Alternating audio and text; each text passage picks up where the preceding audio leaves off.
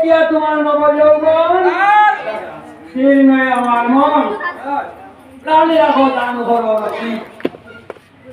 কেমন সুন্দর উত্তর করিয়াছে দুটি প্রয়োদর নির্মায়া দেখিয়া গেছে অধ্যায় বলে রাম রাম আর দেখিয়া শ্বশ্র রাম কেন বাবা বলো খুব অগবদ্যাবতী বলে পিতা মহাদেবের নামে